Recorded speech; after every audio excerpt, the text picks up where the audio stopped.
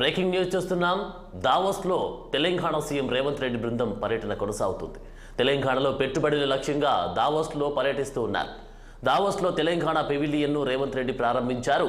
అనంతరం world economic forum president బార్గేతో సమావేశమయ్యారు. మానవ జీవన ప్రమాణాలు మెరుగుపరిచేందుకు ప్రభుత్వం, వ్యాపారులు కలిసి పనిచేయాలన్న అంశంపై చర్చించారు. అటు ఇథియోపియా డిప్యూటీ పీఎం మెకోన్నెన్తో రేవంత్ రెడ్డి భేటీ అయ్యారు. వరల్డ్ ఎకనామిక్ ఫోరం కాంగ్రెస్ సెంటర్లో సీఎం రేవంత్ రెడ్డి ప్రసంగించనున్నారు.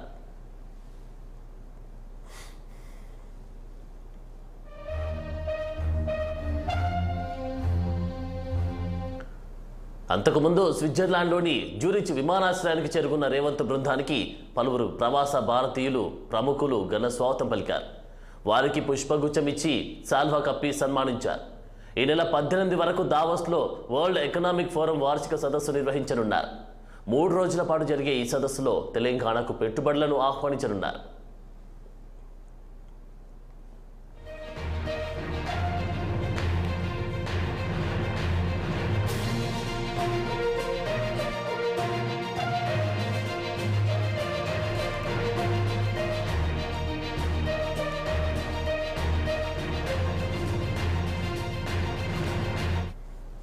ఇక ఇదే అంశానికి సంబంధించి తాజా అప్డేట్స్ మా ప్రతినిధి శ్రీనివాస్ మరింత అప్డేట్స్ అందించడానికి సిద్ధంగా ఉన్నారు.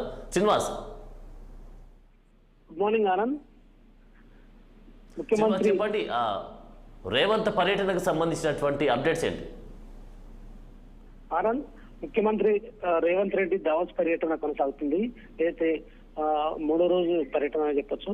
ప్రధానంగా రేవంత్ రెడ్డి పెట్టుబడుల లక్ష్యంగా దావోస్ లో పర్యటిస్తున్నారు.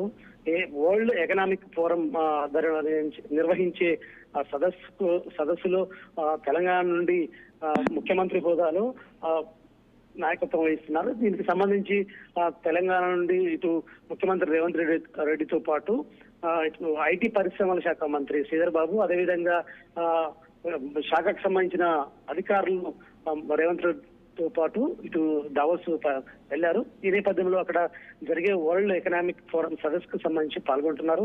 ప్రధానంగా ముందుగా స్విట్జర్లాండ్ లోని జ్యూరిచ్ విమానాశ్రయం చేరుకున్న రేవంత్ రెడ్డికి అక్కడ ప్రవాస భారతీయులు అయితే ఘనంగా స్వాగతం పలికారు.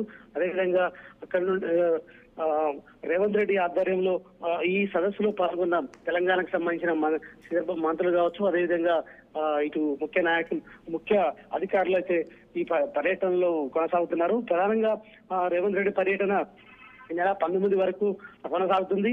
అదే పెట్టుబడులే లక్ష్యంగా ఇటు దావోస్ పర్యటిస్తున్న ముఖ్యమంత్రి రేవంత్ రెడ్డి అదేవిధంగా అక్కడ కంపెనీల ప్రతినిధులతోటి సమావేశం అవుతున్నారు. అదేవిధంగా వరల్డ్ ఎకనామిక్ ఫోరం సంబంధించిన అధికారులతో సమావేశం అవుతున్నారు. ప్రధానంగా 70 కంపెనీలకు సంబంధించిన ప్రతినిధులతో సమావేశమై అదేవిధంగా కొన్ని కంపెనీలతోటి ఎక్కువ మెజారిటీ కంపెనీలతోటి MOU కూడా చేసుకునే అవకాశం ఉంది. ఈ నేపథ్యంలో ఇటు ఇప్పటికే రేవంత్ రెడ్డికి ముఖ్య ప్రతినిధులతో కూడా సమావేశమయ్యారు. అదేవిధంగా ప్రధానంగా తెలంగాణలో స్కిల్ డెవలప్మెంట్ తో పాటు ఇటు నిరుద్యోగులకు ఉపాధి కల్పించే దిశగా ఇటు అడుగులు వేస్తున్న తెలంగాణ ప్రభుత్వానికి సంబంధించి ఈ క్రమంలోనే ఇటు రేవంత్ రెడ్డి పర్యటన కొనసాగుతుంది.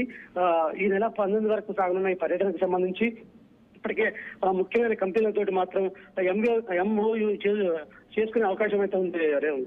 ఆనంద్, ఓకే శ్రీనివాస్, మరి దీనికి సంబంధించి మానవ జీవన ప్రమాణాలు మెరుగుపరచాలి అనేటువంటి దృఢ సంకల్పంతో ఈ యొక్క పర్యటన అయితే కొనసాగినట్టుగా చూస్తున్నాం. మరి అసలు ఏమేమి అంశాల దృష్టిలోకి పెట్టుకొని ఈ యొక్క పర్యటన చేసినటువంటి అవకాశం కనిపిస్తుంది?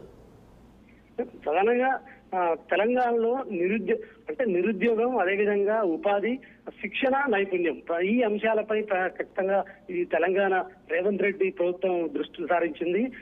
ఈ క్రమంలోనే తెలంగాణలో నిరుద్యోగం రూపుమాపే దిశగా అడుగులు వేస్తుందని చెప్పొచ్చు. ఈ క్రమంలో ఈ దావోస్ పర్యటనలో ప్రధానంగా ఈ అంశాలపై ముఖ్యమంత్రి రేవంత్ రెడ్డి చర్చించే అవకాశం ఉంది. అదేవిధంగా సంబంధించిన తెలంగాణలో స్కిల్ డెవలప్మెంట్ ఏర్పాటు చేయడంతో పాటు అక్కడ తెలంగాణలో ఉపాధి, నైపుణ్యం, శిక్షణ మీద ప్రత్యేకంగా శిక్షణ ఇవ్వడంతో పాటు ఉపాధి అవకాశాలు అవకాశాలు మెరుగ్గా తెలంగాణలో కల్పించాలి. అదేవిధంగా ఇటు ఇప్పటికే తెలంగాణ ప్రభుత్వం ఏర్పాటైన అదేవిధంగా ఎన్నికల్లో ఇచ్చిన హామీల ప్రకారం ఖచ్చితంగా తెలంగాణలో ఉద్యోగ నియామకాలు చేపడతాం, నిరుద్యోగులకు అవకాశం కల్పిస్తానని కూడా ఇటు హామీ ఇచ్చిన నేపథ్యంలో ఖచ్చితంగా తెలంగాణలో ఇటు ఉద్యోగ అవకాశాలు కల్పించకుండా ఇటు ముఖ్యమంత్రి రేవంత్ రెడ్డి ప్రభుత్వం అడుగులు వేస్తుంది. ఈ క్రమంలోనే ఇక్కడ దానికి సంబంధించిన ప్రత్యేకంగా సమావేశమై వాటికి సంబంధించి చర్చించే అవకాశం ఉంది. అక్కడ సమావేశాల్లో పాల్గొనడంతో పాటు అక్కడ కంపెనీలు మెజార్టీ కంపెనీలతో పాటు ఎంఓయూ చేసుకునే అవకాశం అయితే ఉంది.